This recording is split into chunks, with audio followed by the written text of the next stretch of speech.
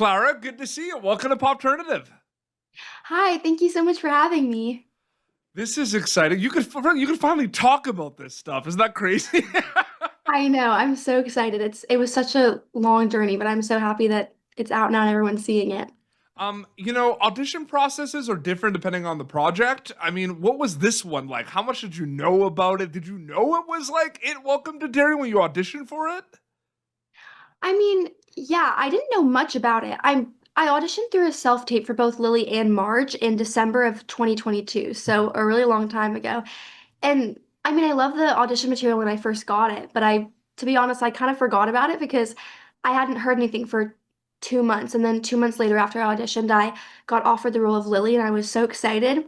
I mean, in terms of information I had about my character, she was described as an unusually intense, emotionally intelligent person who's been through a lot with the loss of her dad and being bullied at school and previously spending a summer in Juniper Hill, which is a mental asylum. But even with that short description, I could instantly tell that she was such a layered character, and I honestly, it made me so excited to play her. Absolutely. And, it's crazy because it is spooky season and, you are part of this amazing kind of world, right? Where it's kind of like, Welcome to Derry, Pennywise the Clown. It's pretty crazy. I kind of want to know what it's like for you to like be part of a world like this, so to speak. I mean, it's Stephen King, but it's also like horror movies and that kind of stuff is so popular right now. Like, what's that been like for you being part of a big universe like that? Yeah, I mean, it's such an honor to step into this universe. I mean, I watched the first It movie when I was maybe 9 years old, and it definitely scared me, but I also loved it. So it's kind of a full circle moment to see me watching that when I was young and then stepping into this universe now is insane. It's such an honor, and yeah, I'm genuinely so grateful and excited to be a part of this. When you were cast for this as Lily, did you feel like you were kind of in a unique casting situation? Because like there's familiar territory and unfamiliar territory at the same time. Like you know about the films and that world, but like it's a prequel and everything. Like, did you feel like you knew what was going on, but at the same time you had no idea what was going on?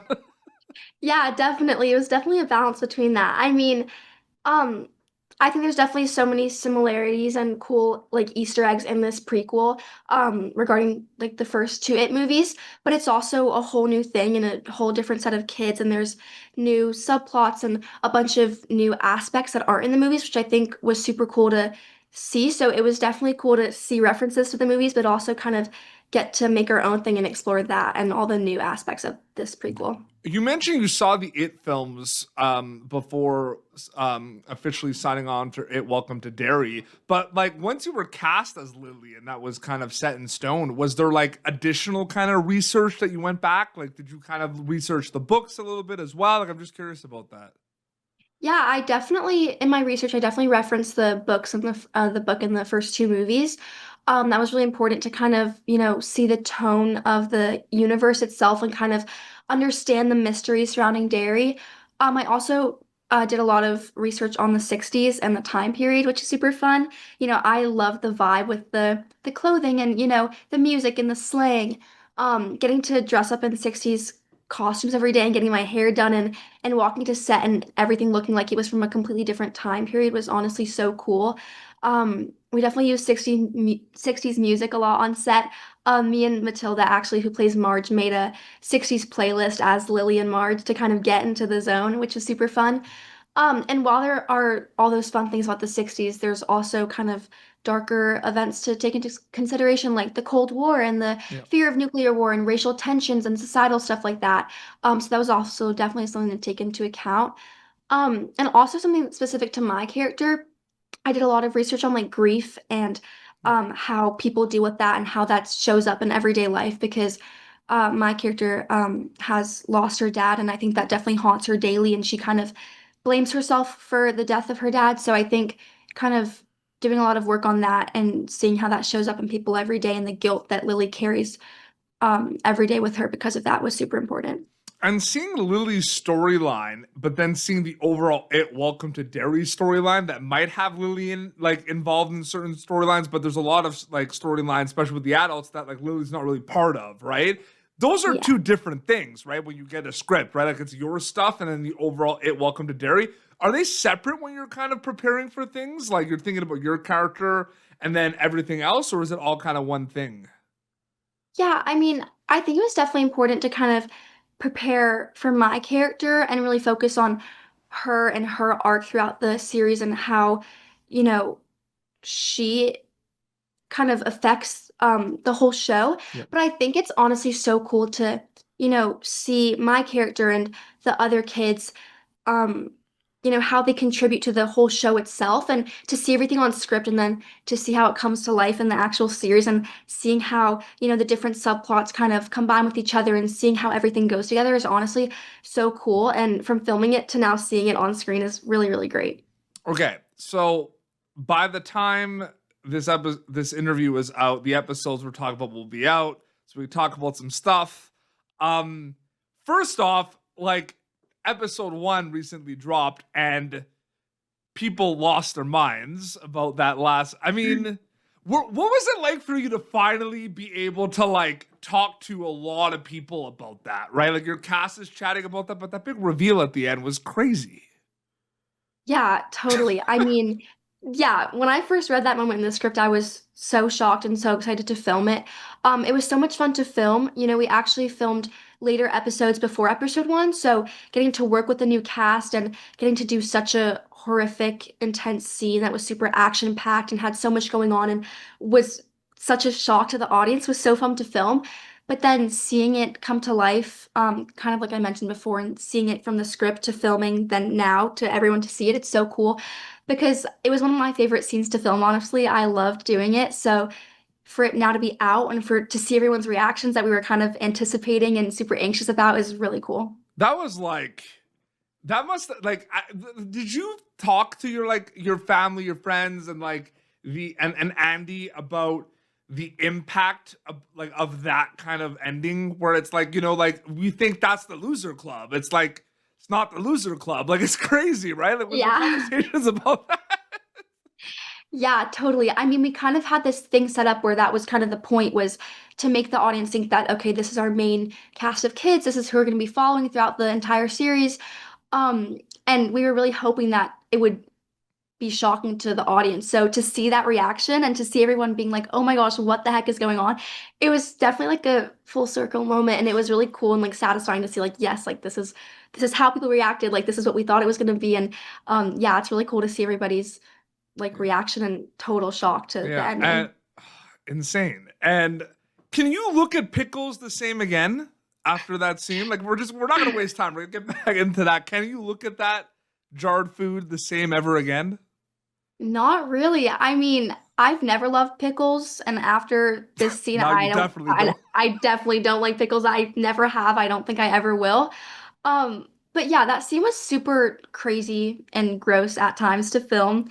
Um, Literally sitting in pickles for hours and being drenched in pickles and walking into the studio and it instantly just smelling like pickles was insane. I mean, leading up to that scene, we literally saw jars upon jars of pickles just on set. So it was really cool to see that. And I mean, story-wise, kind of for the scene, I think it's also really reflects on one of Lily's biggest fears of, you know, losing her dad and the guilt she carries with that. And I think it's really a sad and unnerving scene because it ultimately ends up in people calling her crazy again, which is the thing that Lily hates the most. And it again ultimately ends up in her going back to Juniper Hill for some time. So to see that, I think it's a while it's horrifying during the actual scene, I think the aftermath of it and kind of the consequences are also really important and really unnerving to think about. Yeah, absolutely. It feels like it's just a nonstop roller coaster for Lily. I mean, it just Yeah. feels like it's not ending, and it's this like push and pull, and I feel like she's just kind of thrown in. Does it feel like that sometimes? Like she's just thrown in everything? Yeah, I mean, she's been through so much. I mean, we start off episode 1 and you already know that she's dealing with the guilt of losing her dad and her mom isn't very engaged or present in her life and she's dealing with bullying at school and she struggles regarding her relationship with Marge and fitting in with the patty cakes and Maddie goes missing and then she at the end of episode 1 literally watches 3 of her friends get murdered in front of her and she's the only one who makes it out of that movie theater. So I definitely think there's so much she's going through, and I think yeah, she, like you said, she's definitely thrown into a lot. And something that I really admire about her, though, is how she perseveres through that. I think it's in a situation like this, it's very easy to give up and just stop caring and feel really hopeless. But I think that throughout the series, she learns to kind of build up that bravery, and she learns how to be a group leader, and she learns how to deal with this. And um, also, I think along with her friends and everything, I think it's really cool to see that she doesn't stop fighting and she keeps going, and she really gives it her all to, keep going. And yeah. Absolutely. And it's interesting, right? Because with horror films, there's a lot of scenes that you do. There's a lot of stuff that's done in post, right? There's a lot of effects and everything. So sometimes certain scenes that we see, when we talk to actors, they say it wasn't that as scary because a lot of it was done kind of afterwards, right? But like, were there some scenes that like you filmed that were like genuinely like terrifying to do, like in this, like, or was it not as bad as you thought? I mean, episode one is definitely insane and looks horrifying. I will say it definitely was not that scary to film on set. Like With the post movie and theater everything, scene? editing. Yeah, the movie theater scene, I'm gonna be honest, it was a lot of fun to film. As scary as it looks on camera, I'm someone that loves action-packed sequences and, doing all that stuff and, getting to work with a new cast and everything, and that group of kids was honestly so much fun. Mhm. And I'm gonna be honest, Andy and Barbara make it such a fun and exciting kind of atmosphere on set. And so in between takes, we would literally just talk and laugh and joke around. So as scary as it looks, it was definitely a lot of fun to film. It was definitely crazy to think about and scary to think about. Oh my gosh, what is going on? This is happening right in front of Lily. She's going through all of this. But it was definitely, I'd say, more fun than scary to film for me personally. No, absolutely. And it's interesting too because I feel like the learning experiences from an acting storyteller perspective on this show like don't stop, right? Like you're probably even like learning now that the show was out and everything. Like what were some big kind of learning experiences on the top of your head that you learned that you really will take to future kind of roles from It Welcome to Derry from like an acting storyteller perspective? Yeah, I honestly think one of the biggest things for me that I took away from this came from Andy and Barbara and Ben Perkins, the acting coach that we had on set, and so many people on set was just to, let go of any self-consciousness and embarrassment that you have because there's so many incredibly intense and horrific scenes throughout this series that take a lot of hard work and, getting to a really deep and dark, vulnerable place, and that can be scary at times. And to be honest, there were definitely times where I doubted my, abilities to portray this fear truthfully and to do my best. But Andy and Barbara made it such an incredible experience on set. They made it feel like family, and they made me and all the other actors feel comfortable enough to just let go and not feel any embarrassment and just try new things and experiment with the scenes. So I honestly think that's something that I really took away is just to let go of any like doubt that you have and really just go for it and give it your all and be free and be confident with that.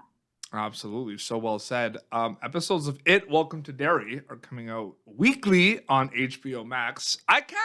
I'm so happy I'm able to kind of talk about this show now. You know what I mean? Like I remember when it was Me too, announced. yeah. I was waiting. Like it's out there and I'm so happy and it's so great. Clara, so great chatting with you. Thank you so much for your time. I really, really appreciate it.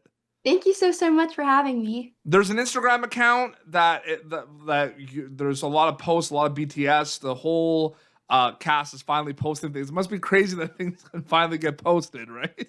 Yes, I know. I'm so excited to post BTS and everything like that. It's so much fun to see all of our work being shown now. Awesome. Well, this has been Popternative, youtube.com/Popturn for previous episodes. You can catch Clara Stack as Lily in It Welcome to Derry on HBO Max. Till next time, this is Clara and Petey Beats signing off.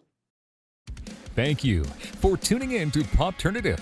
Make sure to check out our past episodes of Popternative on YouTube. This has been an Autograph Communications production.